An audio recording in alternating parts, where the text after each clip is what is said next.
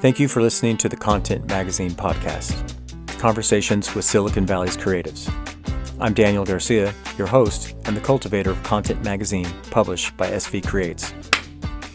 Hello, welcome to the Content Magazine podcast. I'm Daniel Garcia, the cultivator of Content Magazine, published by SV Creates, and I'm here today with David Valdespino. The developer of Content Magazine. Which I have him say because I always forget. So we are here just to talk a little bit about, give you a little preview of issue 17.1, Discover, with a nice foil. You see that nice glare coming right at you, blinding you. Put your sunglasses on. The cover with King157 artwork on it with the foil. So, so I'll start. So this issue is something I've been wanting to do for a while. It's kind of talking about kind of like the graffiti culture, kind of like of the South Bay, specifically more of San Jose, because two of the people that we feature, King157 and Nexus, grew up here in San Jose. But I've always wanted to do something. I was never really part of graffiti or even tagging or any of that kind of stuff growing up, so it wasn't really like my thing. So when all these murals started coming up and I've started seeing an artist that we interviewed, either that have become graphic designers or have become somewhat kind of creative professionals, and finding out so many of them had their roots in kind of like bombing and writing in the streets and going out at 2 o'clock in the morning, 3 o'clock in the morning and spraying on the walls. Yep. I was like, this is a very important kind of like creative outlet for folks. And I have to admit, my upbringing and just my kind of thing is that, especially tagging and a lot of graffiti, I do see kind of like as vandalism and visual pollution, in some ways, especially like tagging, Mm-hmm. At the same time, though, before you kind of, I do see how young folks that are trying to express their creativity and not knowing what outlet to do, it does provide them with the opportunity to build community, to practice their craft, and then meet more people, and even see it as a lot of folks are, maybe if they're in certain areas, are able to kind of avoid going down a track of being like in a gang or something like that. So it does provide, I think, a good social community and outlet, and then also especially helps develop artists. Yeah. So that's kind of why I wanted to do something on this. But what were you going to say? No, I think that, even kind of these articles, these people that we've talked to, learning more about the graffiti culture of the South Bay, you kind of realize how space is a premium. Yeah. Even just like training in different disciplines of art, right? Like people are like, oh, keep it in the classroom. It's like, well, maybe I didn't have an art classroom, right? Or maybe I didn't have this, that, or the other.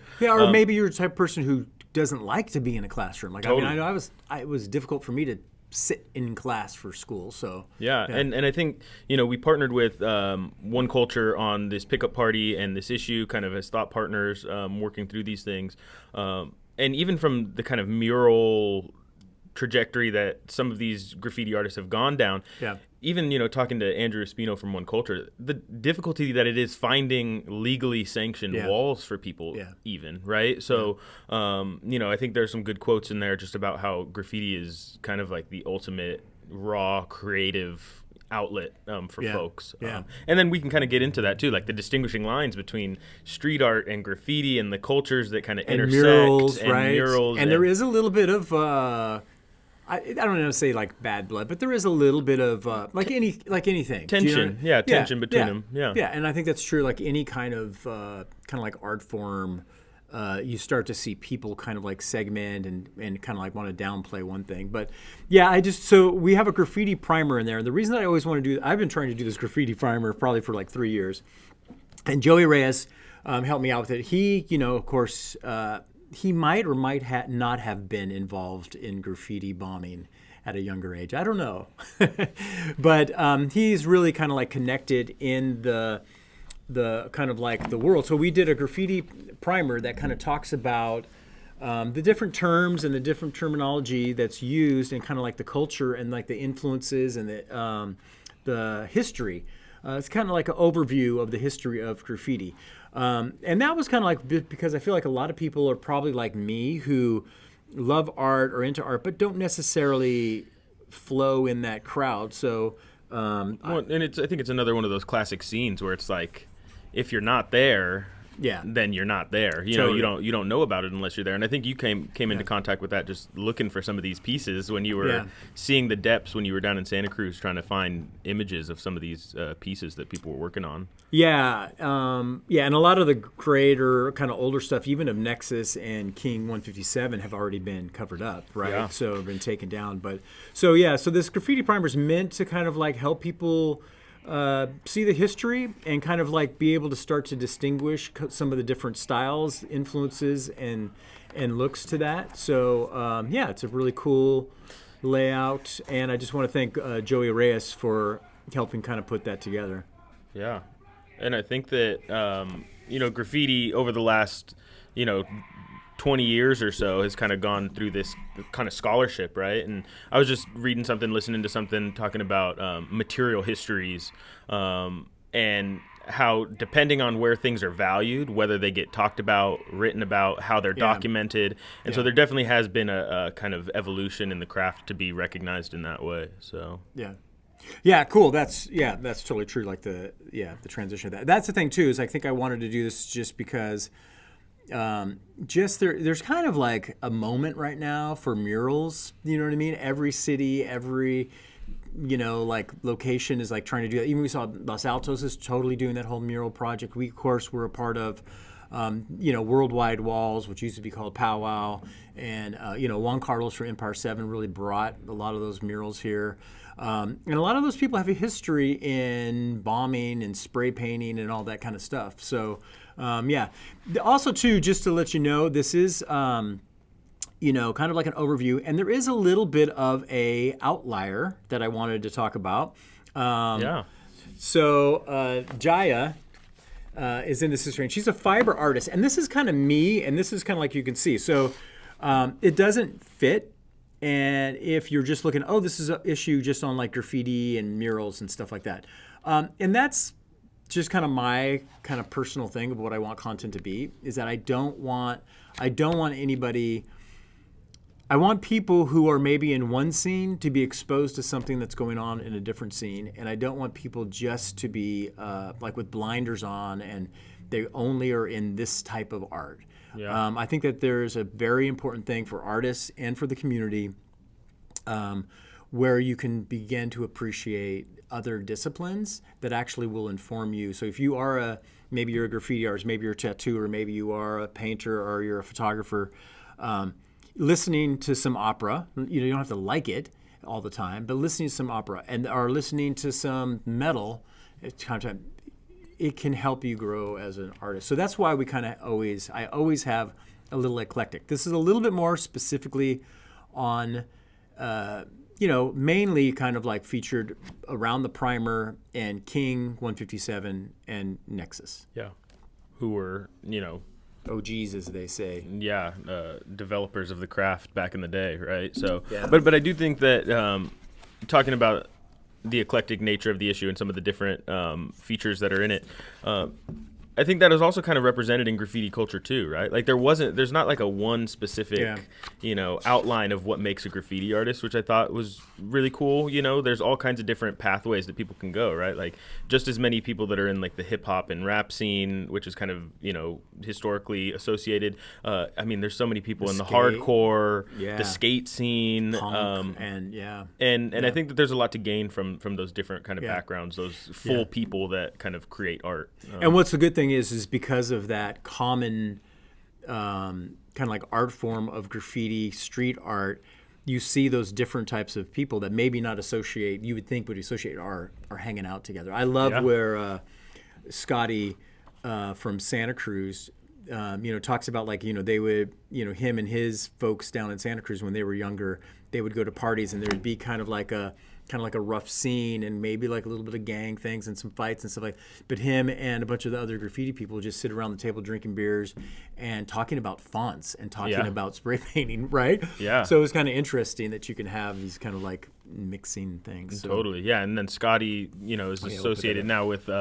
Made Fresh Crew down in Santa Cruz, a kind of a mural collective that kind of works together on getting up on big walls. So yeah, and he's a good example. Like, right, he was down there in the local scene doing kind of graffiti stuff.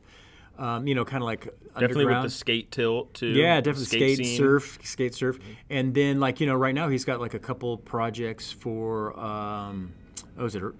Trader Joe's or Whole Foods? I forget. One of those kind of like overpriced grocery stores. So like he's helping like do murals in the entries of those kind of stores, which is super cool. Right? And it's funny you say that, because I went into Trader Joe's recently, and the murals that they have, even in we went to a different one. We usually go to the Coleman one, but there was a different one, and the murals in there, you start looking at murals differently. You start looking at street art and the influence and how it's kind of spread out differently when you kind of know more of the history, which I think is pretty cool.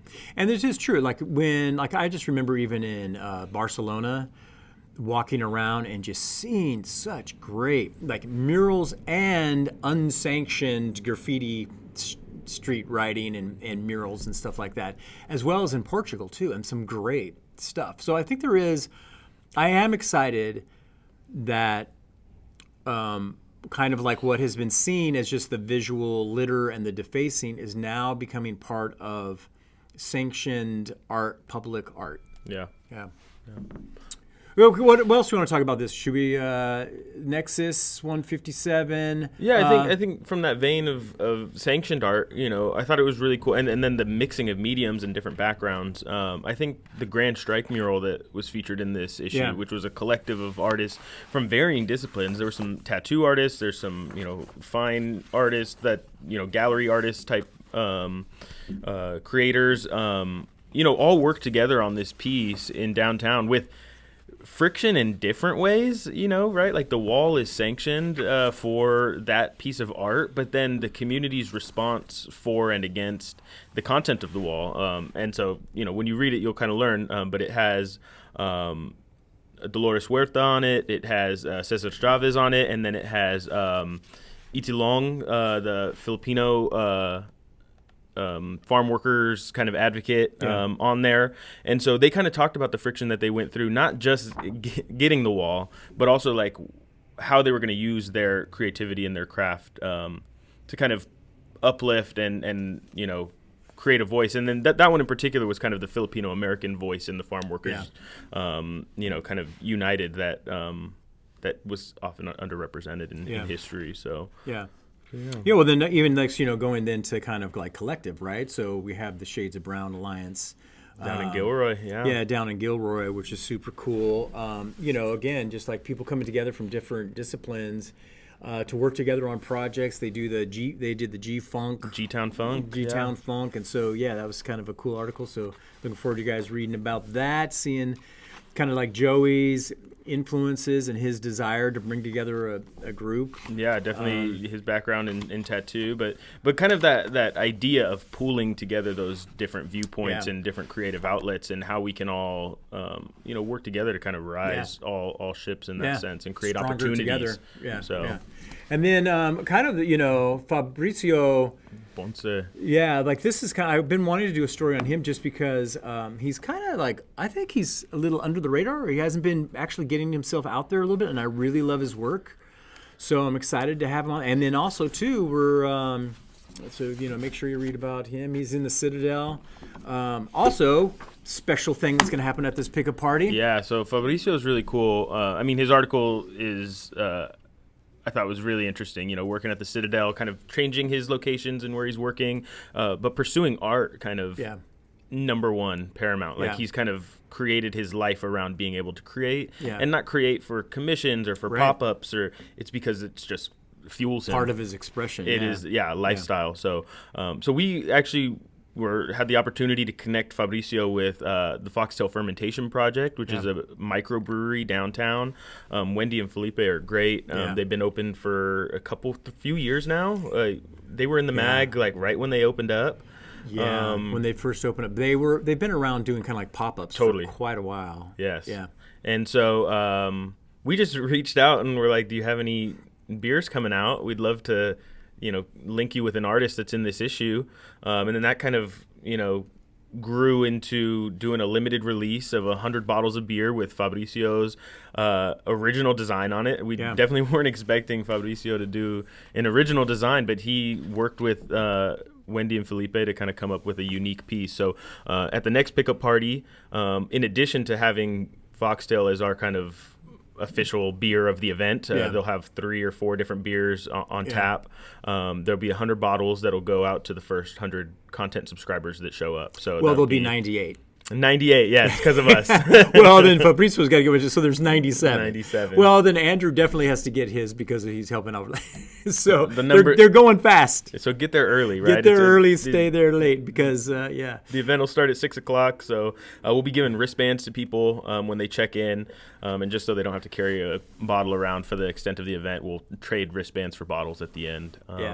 So... let's see. Do you want to talk about anything else about Nexus? I think just read Nexus and King157. Read their article. We got a nice, cool. You can put something up on your wall, cut it out of the magazine, make a little centerfold, so to speak, and then there's the man right there. From a personal anecdote, I showed up at one of One Culture's early openings, when they were doing the One Culture walls in the back. Yeah, it was cool, and it was a different worldly experience. I brought a friend from the East Bay, kind of where I grew up, and he had some background in graffiti and tagging and that kind of stuff. And black books were like a big common thing. And so he showed up and people were signing each other's black books and kind of doing little designs and everything. And he regretted so much not bringing his old book, right? So it kind of tapped into something for him. But I met Nexus out there doing this massive piece.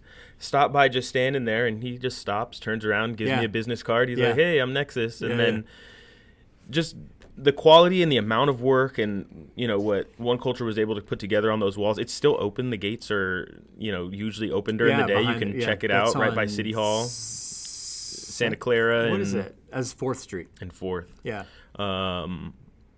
But yeah, just seeing them, and then later hearing the stories, because they were kind of doing some presentations after they were kind of bombing in the back, and then kind of learning more about the stories. So, I mean, Nexus is known for his lettering, the 3D lettering, which was kind of unique to the South Bay at that point. And then King with his characters, and just if you read the primer, you'll kind of see the history, and kind of like the really rudimentary databases that were created in the late 90s that were documenting this work. A big part of graffiti is getting up on places where they move, right? So trains are a big popular one. So just the places that art has traveled from the South Bay, and the impact it's had around the world. I mean, we were talking to folks from Europe that had archives of King's work, right? So very prolific in the South Bay.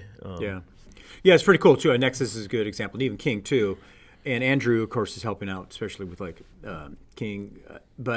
Nexus is always willing to talk to somebody when he's there kind of painting and stuff like that, and he gives out his business card because he understands, it's a network opportunity. You never know what is going to happen, right?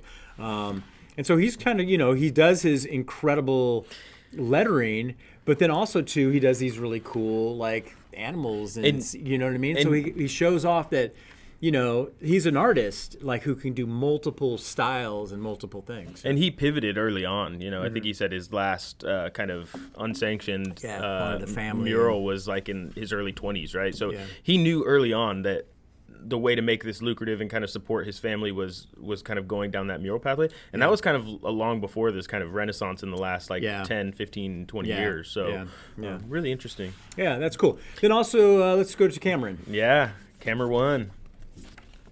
Yeah.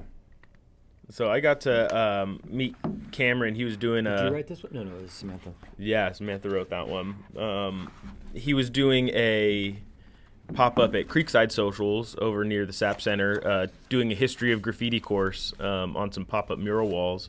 But I mean, I think I mentioned this in the last one. I have a nasty habit of when I'm proofing and editing, I start going down rabbit holes. So I'm watching YouTube videos and all of this stuff that these folks have done over the years. But Cameron, kind of has that background also, kind of street art, graffiti, but really wanted to kind of harness it in a way to kind of connect with his community. Yeah, because he teaches muraling and so he definitely has the big community aspect with Talking Walls that he runs with his wife. Yeah. He's based up in San Francisco, but his work is everywhere. I mean, in Los Altos, like you mentioned, he has a mural down there. So and the big one in San Jose, the what we have here featured that he did with used to be called Powwow, but Worldwide Walls, San Jose Walls. On a Target? No, it's on a Marshalls. Yeah, which is super cool. Yeah, and then another one in there too. I was like, wasn't that in that building of the Gathering, which is like another community space in the area? And you're like, oh yeah, that's Cameron's too. So keep a lookout. Once you read these, you're going to start seeing people's work all over the place. Yeah, and then let's go to Vicki. La Vix. Yeah, so breakdancer who actually was that close to being in the Olympics. Yeah, still on the U.S. Olympic team. Representing. Also a really interesting pathway for breakdancing, right? Like even her name, she had a mentor early on. It's tradition to kind of take an aspect of your mentor's name and then integrate it into yours. So that's where the La came from in the La Vix. But yeah, that kind of physical expression in dance, which is kind of related, parallel, maybe intersecting with kind of graffiti, hip hop culture. I mean, so much of it came from like New York stylings too, but kind of cool to see that development in the same way, right? Like nobody was really expecting breakdancing to be in the Olympics. Which unfortunately it's not going to be again, which I don't understand all the weird politics. I guess technically they do try different sports all the time. Yes. And so they already knew this was going to be a short demo of it. Yeah. Who knows? Yeah. I think pickleball will be in next time. Okay, speaking of pickleball, let's go to no transition. DJ Brother Reese. Yeah.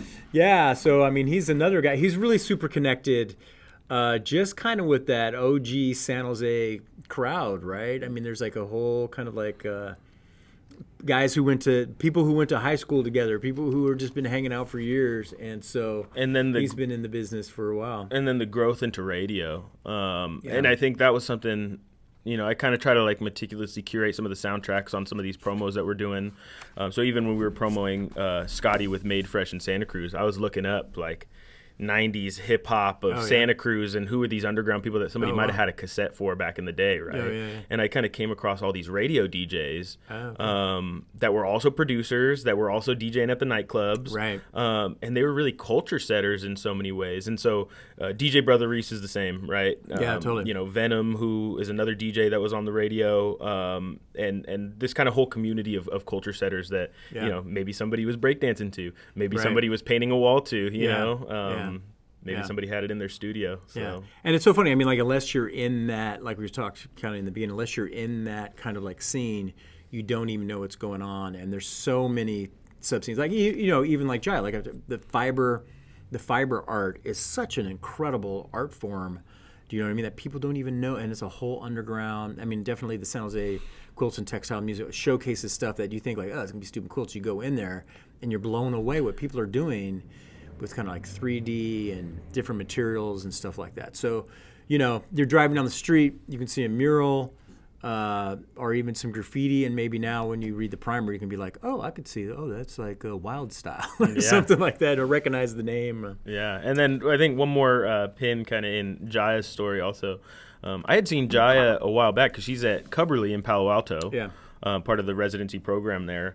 And so I had seen some like natural fiber dyeing workshops by Jaya way back, like a couple years ago when I was first starting with the magazine.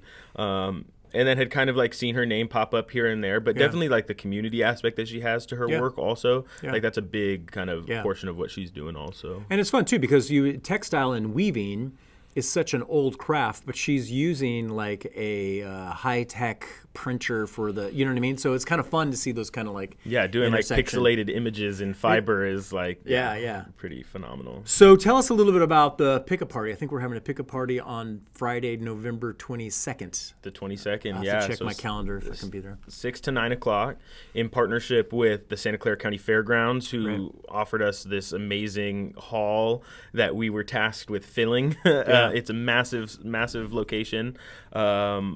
And then we worked with One Culture to kind of curate the exhibition, the gallery exhibition that's going inside, which I'll touch on more. And then we reached out to Culture Night Market, Brandon, who BQ, who has been on the podcast previously, so go check that out. You want to learn more. But they're curating the food trucks for us with their Feast Mode project. So there's going to be 3 food trucks out there. It'll be kind of a full multi-level event. And then, like I said, we'll have Foxtale kegs on tap and wine and all that stuff. There'll be a breakdancing presentation, DJ from the SOBA Collective. And then tell us about what's happening for art. Yeah, so we have 20 artists that are booked to fill the space. So we have 12 massive panels that kind of run parallel each side of the warehouse or the hall. And they're 18-foot wide by 15-foot tall. So it's a big canvas to work on. And we just assigned people walls. So folks like Jaya and Fabricio are coming in with work that they've already created. And it's really cool because people are excited to it's going to be able to showcase big work. Like how often do you have, you have 18 feet to like figure this out, right? So Jaya has some giant pieces, Fabricio as well. And then there's some other folks. That's been previously issued, or featured, previously featured in the magazine, kind of in that street art, large scale. Whisper, Messenger. RC, who was on a cover last year. Manic. I'm really excited to have Manic in there. He's got a 7-foot by 7-foot square circle that he's bringing in. Able with Driftin'. Yeah. So there's some panels that were kind of part of like a one-time only Santa Clara County Fairgrounds mural exhibition. So we're going to be putting those out there again to be able to spotlight them and get them some more play. And then some original pieces, which people will be painting ahead of time, and then some installations as well. And so there'll be the 12 panels on each wall, or 6 on each wall, and then we'll have some pop-up triangle murals with some like 4-foot by 8-foot pieces, and then a massive 12-foot wall in the middle of the space. Oh, that's right. With one side will be Nexus, OG of the graffiti scene, and then the other one will be King157, which will be and Wendy from Liminal Space will have some stuff there. And then also too, I just want to thank Augie, who kind of helped me find some different places in Santa Cruz to kind of like take some photos for like the primer and also for the Santa Cruz. And he's going to have and Augie WK will have some walls up there from Jam's brand, and so it'll be a real showcase of kind of it's going to be awesome. Folks that have been in the magazine, people that are in this current issue, and then maybe a couple people that are on the radar for future issues. And then, like you said, the stage, there'll be a stage. We have DJ, SOBA Collective. Edward will be out there spinning vinyl. He has soul. He has lowrider type stuff. And then he's bringing some boxes of records to sell on the side. He is going to do that. Yeah, so we'll have some record swap action, kind of merging cultures. And then about halfway through the night, Vicki unfortunately can't be there, La Vix, but her crew, Elephant Graveyard, will be there, and they're going to do like a 5 to 10 minute set. What time will that be? About 7:15ish, 7:30. So you got to get there in time to get the first one. Well, the first 95 people got to get there to get their bottle reserved. And then you got to get there in time to see the breakdancing. And you got to make sure you have time to get some food too, because those lines are going to get long too. So make sure you get out there to the fairgrounds on Friday, November 22nd. 6 p.m. Don't be late, rain or shine. Parking at Gate C at the fairgrounds, free parking. We'll make sure that we do like a cool map with the thing. This is where you enter. It's like on Old Tully, kind of like, there's the big arch, but if you keep on going down that street, it's kind of the side. So it's back in that kind of area. I think that's it. Make sure you get a copy if you're not a member already. One final thing here, right? Typically we have color themes going on. Right, we usually do the blue and the orange and the brown. This one's pink. And in addition to the pink, you have that kind of shimmery cover to it, which is what was the thought behind the pink? Quite honestly, I've been wanting to just do a foil and this pink forever. I mean, I love this pink for whatever reason. I just really like it. I like it with black, and I don't know. I just want to do it, and then want to do something kind of special for King, and so he did this artwork for the cover, Step Into My World. And then, and so we just, this was the time to do it.